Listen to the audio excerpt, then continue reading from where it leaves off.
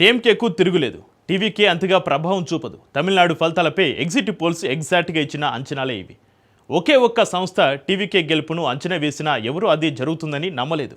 కానీ అందరి అంచనాలను తలకిందులు చేస్తూ టీవీకే తిరుగులేని ఫలితాలు సాధించింది. ట్విస్ట్ ఏంటంటే సనాతన ధర్మాన్ని నిర్మూలిస్తామంటూ లేనిపోని వివాదాలు కొని తెచ్చుకున్న అధికార డీఎంకే దారుణ ఫలితాలు మూటగట్టుకుంది. అన్న డీఎంకే సైతం అనూహ్యంగా పుంజుకుంది. ఇంతకు తమిళనాట దళపతి విజయ్ చేసిన మ్యాజిక్ ఏంటి? తొలి ప్రయత్నంలోనే ఈ రేంజ్ సక్సెస్ వెనుక టీవీకే ఎలాంటి వ్యూహాలు అనుసరించింది? అధికార డీఎంకే విజయ్ను తక్కువ అంచనా వేసి తప్పు చేసిందా? తమిళనాట సరికొత్త రాజకీయం ఎలా ఉండబోతుంది? Let's watch. తమిళనాట అనూహ్య ఫలితాలు, విజయ్ సరికొత్త రికార్డ్స్.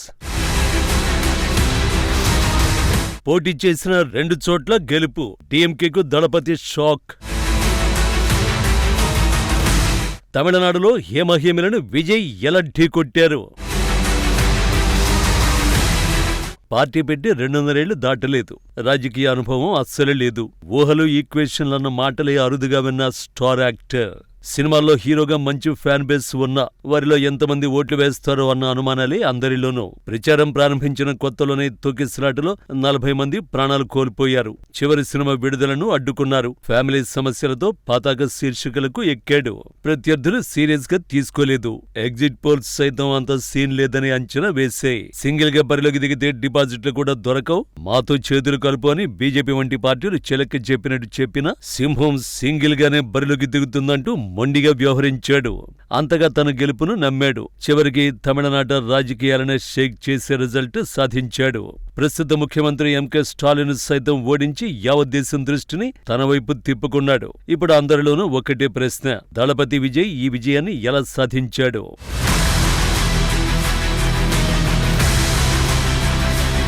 ఎంజీఆర్, జయలలిత, ఎన్టీఆర్ తర్వాత సినిమా ఆకర్షణతో సీఎంలు అయిన వారు లేరు. చిరంజీవి, కమల్ హాసన్, విజయకాంత్ తదితరులందరూ పొలిటికల్ స్క్రీన్ పై విఫలమయ్యారు. మరి విజయ్ ఎలా ఈ ఫలితాలు సాధించాడు? తొలిసారి తమిళనాడులో ద్రవిడ పార్టీలకు భిన్నమైన పార్టీని అధికారంలోకి తీసుకొచ్చి సీఎం కాబోతున్నాడు. ఎలా? 2024 వరకు పవన్ కళ్యాణ్ ఏమాత్రం ప్రభావాన్ని చూపించలేకపోయారు. రజనీకాంత్ ఏళ్లుగా ఫ్యాన్స్ ను సస్పెన్స్ లో పెట్టి చేతులు ఎత్తేశాడు. చిరంజీవి ఏవో కొన్ని సీట్లు గెలిచి కాంగ్రెస్ పార్టీలో కలిపేశారు. ఇక దక్షిణాదిలో గతం నాటి సినిమా ఆకర్షణ ఓట్లను రాల్చదు అనే భావన ఏర్పడింది. కానీ ఆ భావనను దళపతి విజయ్ చెరిపేశాడు. అయితే ఈ గెలుపు వెనుక కేవలం స్టార్ హీరో ఇమేజ్ ఒక్కటే కాదు, చాలా అంశాలు కలిసొచ్చాయి. వాటిలో మొదటిది సినిమా హీరోగా విజయ్ కు ఉన్న ఆకర్షణ. కొత్త ఓటర్లు, యువతను డీఎంకే నుంచి టీవీకేకు తరలించింది. రెండోది విజయ్ స్వతహాగా క్రిస్టియన్, దళిత్ కూడా. దాంతో డీఎంకే సర్కార్ పట్ల వ్యతిరేకంగా ఉన్న మైనారిటీలు, దళితులంతా తనకు అండగా నిలబడ్డారు. మూడో అంశం తను బీజేపీ ఫోల్డ్లోకి వెళ్లకపోవడం. కమలనాథుల ఆఫర్ను తిరస్కరించడంతోనే దళిత్, మైనారిటీ ఓటర్లకు కాన్ఫిడెన్స్ పెరిగింది అనేది రాజకీయ విశ్లేషకుల మాట. అన్నింటికంటే ముఖ్యంగా డీఎంకే ప్రభుత్వం మీద విపరీతంగా వ్యతిరేకత పెరిగి ఉంది. డీఎంకే కుటుంబ పాలన, అవినీతి, చివరకు తన కొడుకునే డిప్యూటీ సీఎంను చేసి తన వారసత్వాన్ని ప్రకటించడం కూడా వ్యతిరేకతకు దారితీసింది. పైగా సనాతన ధర్మాన్ని నిర్మూలిస్తానని నోటికొచ్చింది వాగిన ఉదయనిధి అజ్ఞానిగా మిగిలిపోయాడు. మరో కీలక పార్టీ అన్నా డీఎంకేకు జయలలిత తర్వాత ఆ రేంజ్ చరిష్మా ఉన్న లీడర్ ఎవరూ లేకుండా పోయారు. చివరిగా పళనిస్వామి కోసం బీజేపీ కీలక అన్నామలైని పార్టీ వ్యవహారాలకు దూరంగా పెట్టడం కూడా అన్నా డీఎంకేకు మైనస్ గా మారిందనేది రాజకీయ విశ్లేషకుల అంచనా. ఇలాంటి ఎన్నో కారణాలతో తమిళనాడు రాజకీయాల్లో ఒక బలమైన ప్రత్యామ్నాయం అవసరం ఏర్పడింది. ఇటు డీఎంకేకు, అటు అన్నా డీఎంకేకు వ్యతిరేకంగా ఓ నాయకుడు కావాలి. అదే విజయన్కు కలిసొచ్చిందని అంటున్నారు.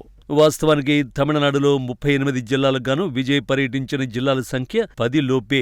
రాష్ట్రం మొత్తంలో ఆయన ప్రచారం నిర్వహించింది 4వ వంతు కూడా లేదు. మార్చి 30న పెరంబూరులో నామినేషన్ వేసిన విజయ్ ఆ రోజు అక్కడ ఎన్నికల ప్రచారం నిర్వహించాడు. విల్లివాక్కంలో ఏర్పాటు చేసిన ఎన్నికల ప్రచారాన్ని రద్దు చేసుకున్నాడు. ఏప్రిల్ 2, 4 తేదీల్లో ఎన్నికల ప్రచారంలో పాల్గొన్న విజయ్ మధ్యలో 4 రోజుల పాటు ప్రచారానికి దూరంగా ఉన్నారు. ఆ తర్వాత కడలూరు, తిరువళ్లూరులో నిర్వహించాల్సిన ప్రచారాలను రద్దు చేశారు. అయినప్పటికీ తమిళ జనం విజయ్కే జై కొట్టారంటేనే పరిస్థితిని అర్థం చేసుకోవచ్చు.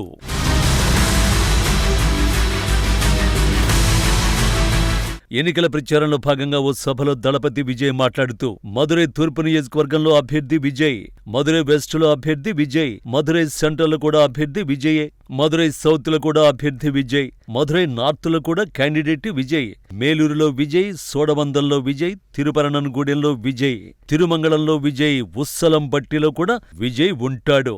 నేను సీటిచ్చిన ప్రతి వ్యక్తిలో విజయ్ను చూడండి, విజయ్ పోటీ చేశాడని ఓటు వేయండి అని అభ్యర్థించాడు. తమిళనాడులో 234 నియోజకవర్గాల్లో పోటీ చేసే వ్యక్తి విజయ్గా భావించి ఓటు వేయండి, మీ విజయ్ కోసం ఓటు వేయడం మర్చిపోకండి అంటూ ఉద్వేగపూరితమైన ప్రసంగాన్ని ఇచ్చాడు.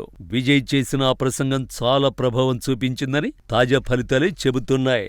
అభ్యర్థిని కాదు నన్ను చూసి ఓటేయండి అని విజయ్ చేసిన అభ్యర్థన తన ఫ్యాన్స్ తో పాటు తమిళ ఓటర్లను ఆకర్షించింది కాబట్టే ఈ స్థాయిలో ఫలితాలు వచ్చాయంటున్నారు. డిఎంకేకు పెట్టని కోట లాంటి కొలత్తూరు నియోజకవర్గంలో ఆ పార్టీ అధినేత సీఎం స్టాలిన్ టీవీకి నేత విఎల్ బాబు ఓడించారంటే విజయ్ విజ్ఞప్తి ఏ రేంజ్లో వర్కౌట్ అయిందో అర్థం చేసుకోవచ్చు.